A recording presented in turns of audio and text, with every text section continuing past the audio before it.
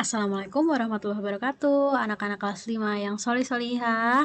Bagaimana kabarnya hari ini? Semoga tetap sehat dan semangat ya, meski belajar dari rumah.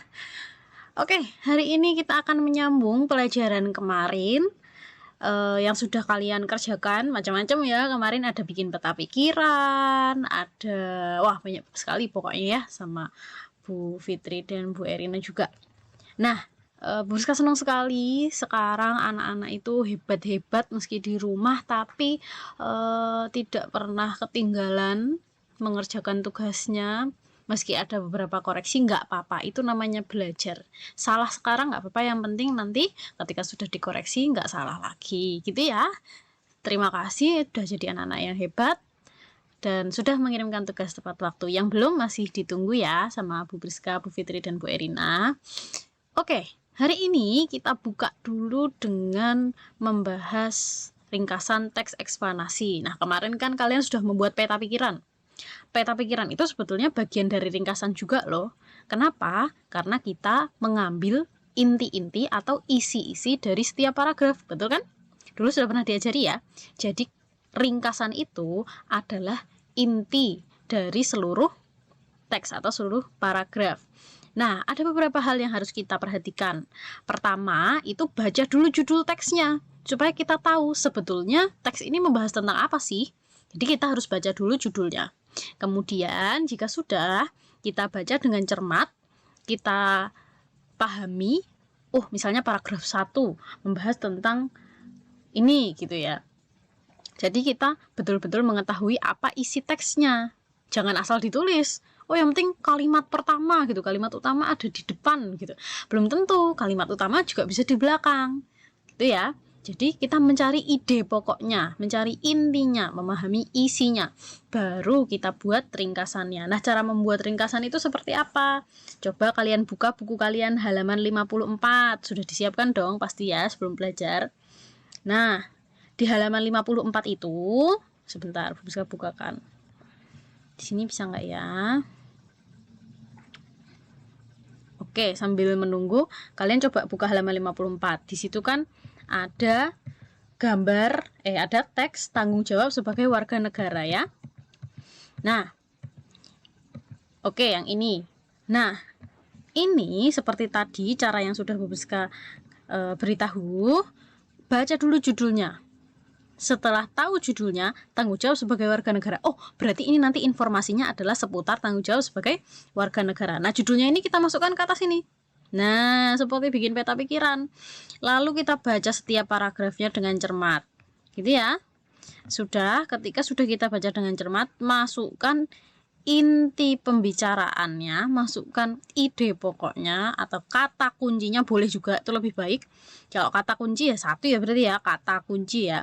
Nah, ini masukkan ke sini. Ini paragraf 1 gitu ya. Paragraf 2, paragraf 3, paragraf 4 gitu ya. Terus lalu tuliskan isinya. Nah, nanti kalau sudah, kalian bisa mengembangkan kata kunci tadi menjadi beberapa kata yang baru. Misalnya tadi kata kuncinya hak. Ya kan? Kata kunci paragraf 1 adalah hak. Berarti kita bisa kembangkan dengan kata yang lain. Kalau hak saja, kita bisa tulis seperti ini. Ana memilih hak untuk mendapatkan pendidikan yang layak. Sedangkan kalau kita kembangkan lagi, misalnya kita tambahi imbuhan di depan ber, gitu ya. Berhak. Jadinya Ana berhak mendapatkan kasih sayang dari orang tuanya. Bisa dikembangkan jadi yang lain lagi nggak ya, Bu? Bisa. Misalnya kata kunci yang lain. Tanggung jawab, gitu ya. Misalnya kata kuncinya. Kalau misalnya tanggung jawab, kita kembangkan dari kata tanggung jawab menjadi apa? Bertanggung jawab, boleh. Atau pertanggungjawaban, boleh. Gitu ya. Atau dipertanggungjawabkan, loh, boleh lagi ya. Yang penting kalimatnya itu adalah pengembangan dari kata kunci. Nah, begitulah cara membuat ringkasan. Oke. Nah, dari tadi kita sudah membahas tentang tanggung jawab. Sebetulnya apakah kalian tahu tanggung jawab itu apa?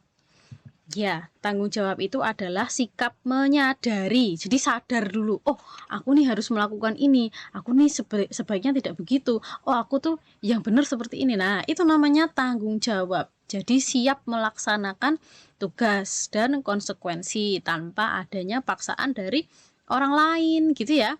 Seseorang yang bertanggung jawab itu biasanya melakukan tugas tanpa menunda-nunda tugas tersebut. Jadi tugasnya itu tidak menumpuk gitu kan, dapat dan tidak mengganggu hak orang lain. Misalnya harusnya kita tidak mengganggu rekan kita, tapi ternyata kita malah mengganggu dia karena kita tanya-tanya terus misalnya gitu ya.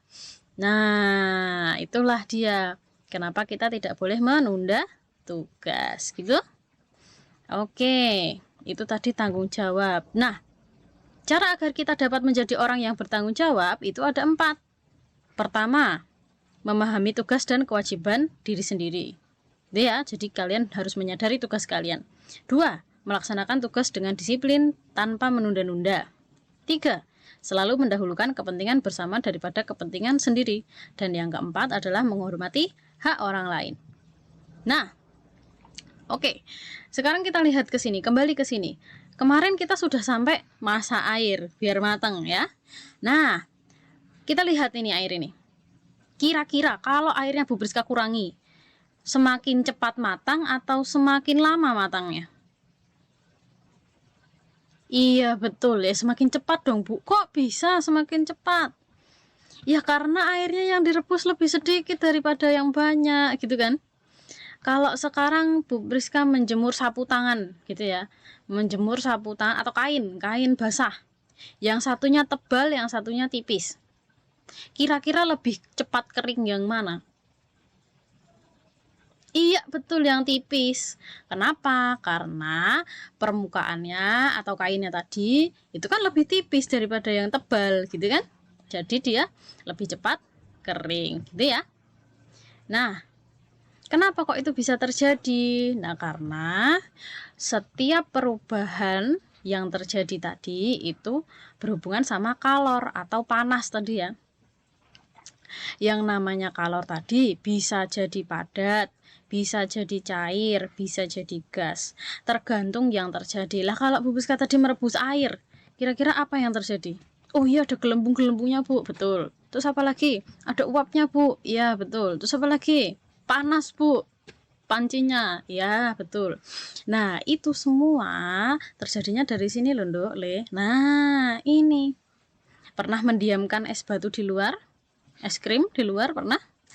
Ya, dari padat akhirnya dia mencair jadi air. Kenapa kok bisa? Karena dia melepaskan panas yang ada di dalam es batunya itu. Jadi misalnya es batu disinari sinar matahari, kan kena panas tuh, jadinya dia mencair jadi cairan. Betul. Lah kalau air misalnya es teh gitu ya, es tehnya dia dimasukin freezer, kok jadi keras gitu kan, kok jadi es lilin. Nah ini namanya membeku gitu ya. Lah kalau misalnya tadi direbus Bu, kok ada uapnya? Nah, karena cairan jika diberi kalor, jika diberi panas, dia akan menguap nih ya, menguap jadi gas namanya. Makanya kalian tidak bisa menyentuh uapnya tapi bisa merasakan, karena itu adalah gas. Lah kalau dari gas ke cair, misalnya kalian olahraga, terus habis itu di rumput-rumputnya itu banyak airnya kalau pagi-pagi, lah itu kan airnya dari mana? Padahal tadi malam nggak hujan, kok bisa ya ada airnya? Lah itu dari gas. Gas mengembun jadilah cairan gitu ya. Tuh. Lah kalau yang dua ini, nah ini pasti baru untuk kalian ya. Kalau dari padat jadi gas, loh kok bisa Bu? Contohnya apa? Padat jadi gas, berarti jadi menghilang dong Bu. Iya, menghilang. Contohnya apa? Kapur barus atau pewangi ruangan. Ketika kalian taruh di kamar mandi, lama-lama mengecil, lama-lama hilang, ya enggak? Atau yang ada di lemari pakaian, lama-lama habis. Atau kemana mereka? Apakah digerigiti tikus? Oh tidak, mereka menyublim gitu ya. Sebaliknya, ketika ada gas malah menjadi padatan, itu namanya mengkristal. Contohnya apa? Es kering kalau yang ada di panggung-panggung itu. Ya, orang nyanyi di apa kasih asap-asap itu. Lah, itu mengkristal. Gitu ya. Ini boleh di screenshot supaya kalian nggak lupa. Besok ketika di sekolah kita bahas lebih lanjut. Oke. Nah, ini kemarin sudah. Nah, ini yang baru untuk kalian. Kenapa kok kita harus belajar kalor sebetulnya? Ini dari kemarin penasaran kenapa kok harus dipelajari ya? Rumit sekali. Karena di kehidupan kita itu sebetulnya kita menggunakan kalor. Jemur baju pakai kalor, masak pakai kalor, ya kan? Bahkan kalau kedinginan gosok-gosok tangan jadi kalor juga, atau? Nah, itu semua berkaitan dengan kehidupan kita. Termasuk dua hal ini, ada yang namanya pemuaian dan penyusutan. Yang namanya pemuaian berarti ukurannya bertambah. Kalau yang namanya penyusutan berarti ukurannya berkurang, gitu aja ya. Untuk menandainya ya, kalau memuai berarti ukurannya nambah, kalau menyusut ya ukurannya berkurang gitu. Nah, kalau memuai itu contohnya apa, Bu? Contohnya ini. Masang rel kereta api atau masang sambungan jembatan. Pernah lewat jembatan? Nah, itu kan jembatan mesti kalau dilewati terasa atau glodok-glodok gitu toh. Nggak kenceng nggak kenceng gitu toh. Nah, itu ternyata sengaja diberi celah seperti ini supaya apa? Supaya ketika siang hari mereka ini bisa memuai. Bayangkan kalau misalnya nggak ada ruangannya, terus mereka memuai, otomatis apa yang terjadi? Bengkok atau patah, betul. Nah, kalau ada ruangannya ini, namanya memuai tadi apa? Bertambah ukurannya. Berarti kan mereka bisa bertambah ke sini gitu kan. Ini bisa ke sini, jadi tidak saling membentur gitu ya. Jadi nggak bengkok.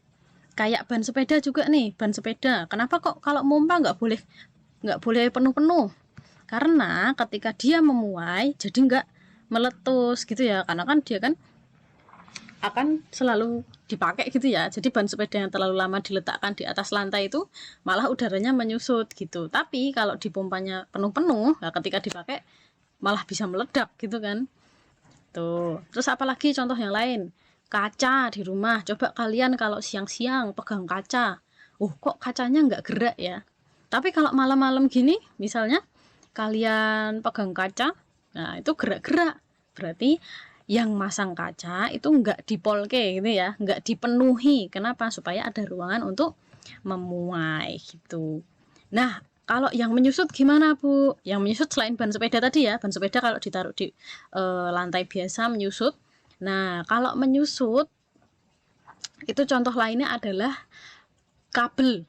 Kalian lihat kabel itu kalau siang-siang kayak lebih melengkung daripada kalau malam-malam. Atau kenapa kok bisa seperti itu? Karena kalau malam-malam mereka ukurannya menyusut, memendek. Sedangkan kalau pagi-pagi mereka memuai gitu loh. Jadi kalau malam-malam kabel listrik itu menyusut, makanya masang kabelnya itu kendor. Supaya apa? Supaya kalau malam-malam menyusut, kabelnya itu tidak putus, betul seperti itu ya. Jadi karena dia memendek, kan lama-lama berarti bisa putus toh kalau masangnya nggak dilebihin, ya nggak kayak benang. Kamu main karet sama temenmu, terus karetnya kamu paksa kamu tarik, lah lama-lama putus toh. Makanya dikendorin gitu kan. Ya sama kabel listrik juga kayak gitu. Nah, oke, baiklah kita kembali ke yang tadi halaman 54 dan 55. Sekaligus Bu Priska sampaikan bahwa pekerjaan kita hari ini atau belajar kita hari ini adalah membuat ringkasan dari teks gitu ya. Coba kalian isi halaman 55 sampai 56 yang ini. Gitu ya. Kalian coba ya. Dari halaman 55 ini dimasukkan dulu kata kuncinya. Terus habis itu yang 56. Yang ayo berlatih ini. Ya ayo mencoba mau dikerjakan juga Bu, boleh. Tapi Bu Priska hanya minta yang 55 dan 56 ini. Nah nanti yang halaman 56 yang ayo berlatih, ini jawabannya dimasukkan ke Google Form. Oke? Oke, dari Bu Priska itu dulu. Tetap semangat belajarnya. Semoga tidak bosan mendengarkan suara Bu Priska. Terima kasih sudah menjadi anak solih-solihah yang mengirimkan tugas tepat waktu, belajar dengan rajin, dan rajin beribadah di rumah. Oke, terima kasih. Bu Priska akhiri. Wassalamualaikum warahmatullahi wabarakatuh.